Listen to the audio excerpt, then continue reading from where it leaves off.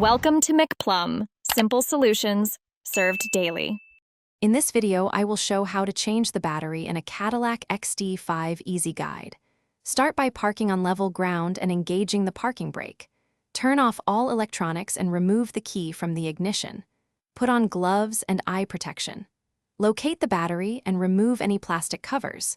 Disconnect the negative terminal first, then the positive, and remove the hold-down clamp carefully. When removing the old battery, work methodically and keep parts organized. After disconnecting cables, loosen the hold-down bolts and set them aside where you won't lose them. Lift the battery straight up to avoid spilling any residue or tipping acid. If the battery is heavy, get a second person to help.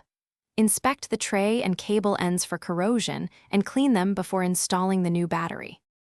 If you're finding this guide helpful, please subscribe and like to support more videos. Quick recommendation: life's too short for a stinky car, so grab Little Tree's black ice for a fresh cabin while you work on the battery. It's a small touch that makes the drive home nicer after maintenance. Check the description for the link and other deals. Now let's get back to the video. Carefully set the new battery into the tray, making sure terminals face the right way.